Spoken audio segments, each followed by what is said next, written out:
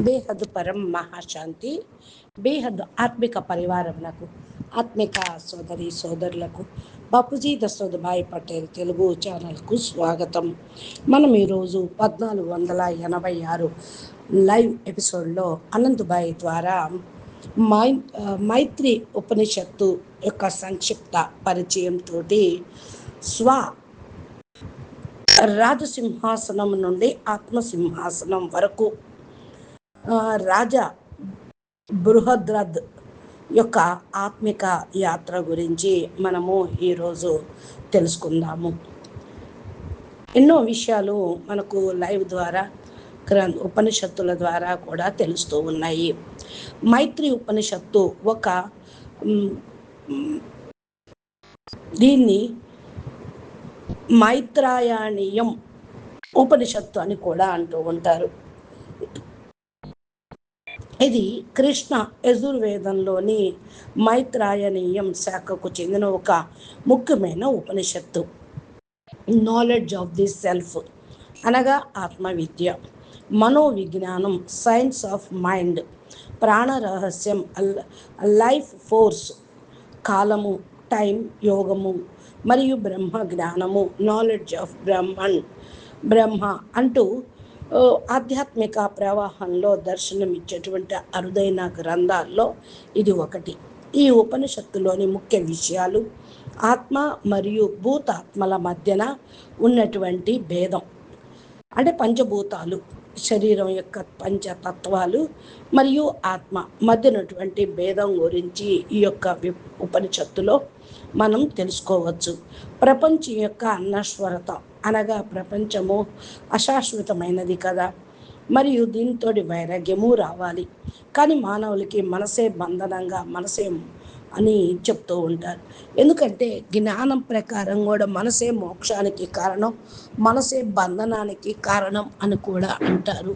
ప్రాణం యొక్క ఆధ్యాత్మిక రహస్యం కూడా మనం తెలుసుకోవాలి. కాలము మరియు మృత్యువు యొక్క తత్వం.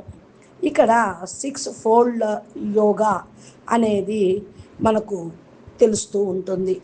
బ్రహ్మ జ్ఞానం మరియు ఆత్మ సాక్షాత్కారం యొక్క నేపథ్యంలో మైత్రి ఉపనిషత్తు యొక్క ముఖ్య కథాంశము ఇక్ష్వాకు వంశానికి చెందిన రాజా బృహద్రథుడు మరియు మహర్షి శాకాయన్యుడు మధ్య జరిగిన సంవాదం, చర్చ పైన ఇది ఆధారపడి ఉంటుంది. అయితే ఇది కేవలం ఒక రాజు, ఒక ఋషికి సంబంధించిన కథ మాత్రమే కాదు. ఇది ప్రపంచ శిఖరాగ్రానికి చేరుకున్నటువంటిది. తన లోపల ఉన్న శూన్యతను అనుభవించిన ఒక సాధకుడి కథ. భోగభాగ్యాల మధ్య ఉంటూనే వైరాగ్యాన్ని పొందిన ఒక జీవుడి యొక్క కథ. ఒక చక్రవర్తిని సైతం సాధకుడిగా మార్చిన సత్య శోధన కథ. ఇక్కడ ప్రస్తావన చక్రవర్తికి తన లోపలి శూన్యత కనిపించినప్పుడు చరిత్రలో ఎందరో రాజులు రాజ్యాలను జయించారు, కొందరు సామ్రాజ్యాలను, మరికొందరు యుద్ధాలను గెలిచారు. కానీ తమను తాము జయించడానికి ప్రయత్నించే వారిలో చాలా అరుదుగా ఉంటారు. రాజా బృహద్రథుడు అటువంటి అరుదైన సాధకుల్లో ఒకడు. ఆయనకు అన్నీ ఉన్నాయి: రాజ్యము, శక్తి, వైభవము, కీర్తి, ప్రతిష్ట మరియు ప్రజాభిమానం. కానీ ఆత్మ యొక్క తృప్తి చెందలేదు.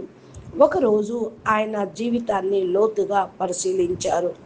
మనిషి ఏ శరీరాన్ని చూసి గర్విస్తాడో అది నశ్వరమైనదిగా, ఏ యవ్వనాన్ని చూసి మోహితుడవుతాడో అది క్షణభంగురము, ఏ భోగాల వెనక జీవితాంతం పరిగెడతాడో అవి శాశ్వతమైనవి కాదు. కాలము అన్నిటినీ మార్చేస్తుంది. యవ్వనము వృద్ధాప్యంగా, శక్తి బలహీనతగా మారి చివరికి జీవితం మృత్యువులో లీనమైపోతుంది. ఇక్కడ నుంచే మైత్రి ఉపనిషత్తు యొక్క ఆధ్యాత్మిక యాత్ర ప్రారంభమవుతుంది. రాజు మరి రాజ్యాన్ని జయించిన క్రమంగా ఆత్మాధికారం ముందు ఇవన్నీ కూడా దిగదుడిపే.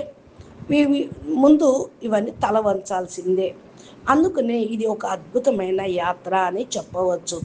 ఇది వైరాగ్యము కలిగించేటువంటి యాత్ర. ఆధ్యాత్మిక జీవితానికి మొదటి ద్వారం. భారతీయ దర్శనంలో వైరాగ్యం అంటే ప్రపంచాన్ని అసహ్యించుకోవటం కాదు. వైరాగ్యం అంటే శాశ్వతమైన దానిని అశాశ్వతమైన దానికి గల తేడాను గుర్తించటం. మరి రాజా బృహద్రథుడు ప్రపంచాన్ని చూసి భయపడి పారిపోవటం లేదు. కాలం నాశనం చేయలేని, మృత్యువు లాక్కోలేని, మార్పు లేని ఆ సత్యాన్ని అన్వేషించటానికి బయలుదేరారు. ఈ యొక్క అన్వేషణే ఆయనను మహర్షి శాకాయన్యుడి పాదాల చెంతకు నడిపించింది. శాకాయన్యుడు ఆయన గురువయ్యాడు. అక్కడి నుంచే ఆత్మవిద్య యొక్క అద్భుత సంవాదం మొదలైంది. దీనిలో మనం ప్రథమ ఖండంగా చూసినట్లయితే రాజభవన గోడల నుండి కాక ఆత్మ అంతరాళం నుండి ఉద్భవించిన ప్రశ్న. ఇక్ష్వాకు వంశానికి చెందిన ఒక గొప్ప రాజు ఉండేవాడు. ఆయన పేరే బృహద్రథుడు. అంటే విశాలమైన రథం కలిగినవాడు. బృహత్ అంటే విశాలమైనది, రథము కలిగినవాడు అని. అపరిమితమైన శక్తి కలిగినవాడు అంటే దీని యొక్క అర్థము రాజ్యము, సైన్యము, సంపద, కీర్తి, మనిషి కోరుకునేవన్నీ కూడా ఆయన దగ్గర ఉన్నాయి. అయినప్పటికీ కూడా ఒకరోజు ఆ రాజు మనసులో ఏదో విరిగింది. ఎటువంటి ప్రమాదము జరగలేదు, యుద్ధంలో ఓడిపోలేదు. ఏం జరిగింది అంటే యుద్ధంలో ఓడిపోనూ లేదు, ప్రియమైన వారెవ్వరూ చనిపోనూ లేదు, దూరం కాలేదు. కానీ ఒకరోజు తన చుట్టూ ఉన్న ప్రపంచాన్ని చూసినప్పుడు ఇదంతా ఎంత శాశ్వతమో ఆయనకు అర్థమైంది. మైత్రి ఉపనిషత్తు కథ ఇక్కడి నుండే ప్రారంభమవుతుంది. ఒక రాజు రాజుగా ఉంటూనే లోపల ఒక సాధకుడుగా మారిన క్షణం అన్నమాట.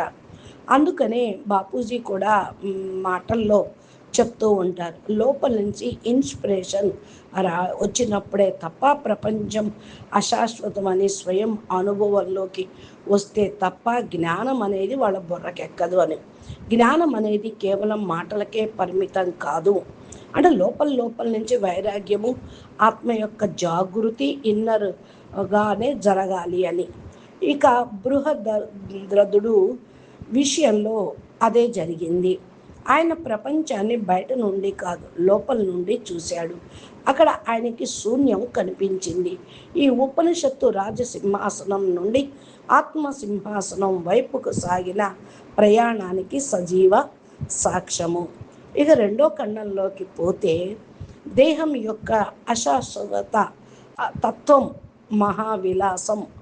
మైత్రి ఉపనిషత్తు మొదటి అధ్యాయంలో రాజా బృహద్రథుడు ఆవేదన భారతీయ తత్వశాస్త్ర చరిత్రలోనే అత్యంత మార్మికమైనది. నిర్మోటంగా అతను ఒక సత్య ప్రకటన చేశాడు. అంటే ఏ మొహమాటం లేకుండా ఒక ప్రకటన చేశాడు. ఇది కేవలం కవితాత్మక బాధ కాదు, దేహం యొక్క నిజాన్ని ముసుగు లేకుండా చూసే తీవ్ర వైరాగ్యం. రాజా బృహద్రథుడు ఇలా అంటున్నాడు, హే ముని, ఎముకలు, చర్మము, నరాలు, మజ్జ, మాంసము, వీర్యము, రక్తము, కన్నీళ్లు, మలమూత్రాలు మరియు పిత్తంతో కూడిన ఈ దుర్గంధభరితమైన సారహీనమైన శరీరంలో భోగాలకు అర్థం ఏముంది? ఈ దేహంలో కామ, క్రోధ, లోభ, మోహ, భయ, ఈర్ష్యలు నిరంతరం వేధిస్తూనే ఉంటాయి. ప్రియమైన వారు విరహం, అప్రియమైన వారి కలయిక తథ్యం. ఈ దేహం రోగాల పుట్ట, ఇందులో సుఖం లేదు. ఆయన ఇంకా ముందుకు సాగుతూ ఇలా అంటున్నారు, ఈ ప్రపంచంలో జీవులు దోమలు ఈగల్లా పుడుతూనే ఉంటారు, మళ్ళా చనిపోతూనే ఉంటారు, మళ్ళా పుడుతూనే ఉంటారు. ఇది జనన మరణాల ఒక అనంత చక్రం. పూర్వం ఎంతోమంది గొప్ప గొప్ప రాజులు, మహర్షులు, దేవతలు సైతం ఈ కాలగర్భంలో కలిసిపోయారు. మహాసముద్రాలు ఎండిపోయాయి, పర్వతాలు కంపిస్తున్నాయి, ధ్రువ నక్షత్రం స్థానం చెలిస్తుంది. భూమి నీటిలో మునిగిపోతూ ఉంది. భూమికి నీటిలో ఉన్న భూమి బయటికి వస్తుంది. ఇక మనిషి ఎంతటి వాడు? ఈ సంసారంలో అంతా నశ్వరమైనదే అని తెలుసుకున్నాడు సత్యం. చివరగా ఆయన గుండెలను పిండేసిన ఒకటే ఒక మాట అన్నారు. హే భగవాన్, ఎండిపోయిన బావిలో పడిన కప్పను బయటికి తీసినట్లు నన్ను ఈ సంసారం అనే బురద గుంట నుండి తీయుటకు బయటకు తీయండి అని. అంటే మైత్రి ఉపనిషత్తులో ఇది మనం పరం శాంతి దృష్టి తోటి చూసినట్లయితే బాపూజీ ఏమంటారు? ఆవేదన నిరాశావాదం కాదు, ఇది వైరాగ్యం యొక్క మొదటి అత్యంత ప్రామాణికమైన స్థితి. శరీరంలో సుఖాన్ని వెదకటం వృధా అని మనిషి గుర్తించినంత వరకు అతడు ఆత్మ వైపు మళ్ళలేదు. బృహద్రథుడు ఈ విలాపమునే ఆయన ఆధ్యాత్మిక పరిపక్వతకు నిదర్శనం అని అన్నారు. దేహాన్ని దూరంగా చూడగలిగిన వాడే ఆత్మ దర్శనానికి అర్హుడు అవుతారు. కఠోపనిషత్తులో నచికేతుడు యముడితో ఇదే మాట అన్నాడు. అమరత్వం రుచి తెలిసిన నాడు క్షణిక సుఖాలలో ఎలా లీనమవ్వగలడు? బృహద్రథుడు కూడా అదే వివేకంతో ఇప్పుడు ప్రశ్నిస్తున్నాడు. తృతీయ ఖండంలో ఇంకా ఏముంది అంటే వనగమనం మరియు సహస్ర సంవత్సరాల తపస్సు. అంటే 1000 సంవత్సరాలు తపస్సు చేశారు. రాజ బృహద్రథుడు తన కుమారుడికి రాజ సింహాసనాన్ని అప్పగించాడు. ఇది కేవలం బాధ్యతను బదిలీ వేయటం కాదు, ఆయన అంతర్గత నిర్ణయం. నాకు కావాల్సిన సత్యం ఈ రాజభవనంలో దొరకదు అని భావించి ఆయన అడవులకు వెళ్ళారు. అక్కడ ఏకాంతంలో సత్యం కోసం తపించి ఒక నిజమైన సాధకుడు చేయగలిగే పనిని ఆయన చేశాడు. ఆయన చేతులు పైకెత్తి సూర్యుని వైపు ముఖం ఉంచి 1000 రోజుల పాటు కఠోర తపస్సు చేశారు. మైత్రి ఉపనిషత్తులో 1000 రోజులు అంటే దాదాపు 3 సంవత్సరాలు. ఇది సాధారణ విషయం కాదు. ఒక రాజు యొక్క సంపూర్ణ సమర్పణ, రాజు, తండ్రి, భర్త, యోధుడు అనే గుర్తింపులన్నీ కూడా వెనకబడిపోతాయి. ఆయన రాజు కూడా, వాళ్ళ పిల్లలకి తండ్రి కూడా, మరి రాణికి భర్త కూడా, మహారాజు గనక యోధుడు కూడా. కానీ ఎప్పుడైతే సంపూర్ణ సమర్పణ భావం ఉంటుందో అప్పుడు తను రాజు కాదు, భర్త కాదు, యోధుడు కాదు. ఇప్పుడు ఆయన కేవలం జిజ్ఞాసు, సత్య శోధకుడు. తపస్సు అంటే ఏమిటి? శోధించాడు. ఇది మనం జ్ఞాన దృష్టితోటి చూసినట్లయితే తపస్సు అంటే కేవలం శరీరాన్ని కష్టపెట్టడం కాదు.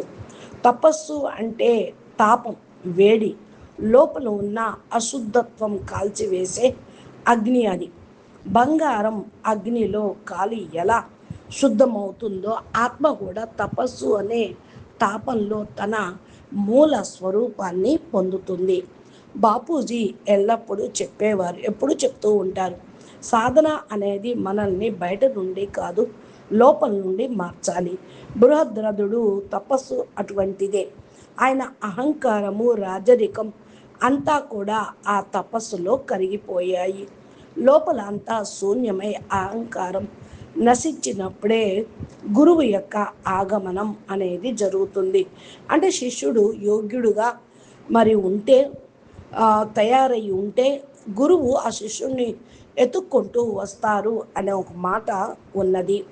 ఇంకా ఇక్కడ చతుర్థ ఖండం అనేదిలో ఏమున్నది, తర్వాత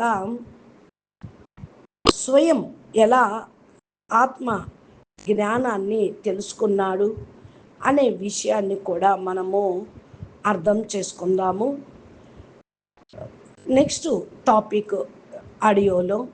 ఇప్పుడు ఈ యొక్క విషయాన్ని ఇంకా లోతుగా ఆలోచించాలి, బాగా తెలుసుకోవాలి, 1 by 1 వీడియో ఆడియో తెలుసుకోవాలి అనుకున్నవారు బాపూజీ దశరథభాయ్ పటేల్ తెలుగు ఛానల్ని సబ్స్క్రైబ్ చేసి గంట సింబల్ని ప్రెస్ చేయండి. నోటిఫికేషన్ రూపంలో మీరు ఇవన్నీ పొందగలుగుతారు. ప్లేలిస్ట్లో అయితే అనంతభాయ్ సందేశాలు అనే టాపిక్లోకి వెళ్తే మీకు కావాల్సినవి చాలా వీడియోలు అందుట్లో బాపూజీ చెప్పినటువంటి జ్ఞానాన్ని విశ్లేషించినవి దొరుకుతాయి. నమస్తే. పరం మా శాంతి. ధన్యవాదాలు.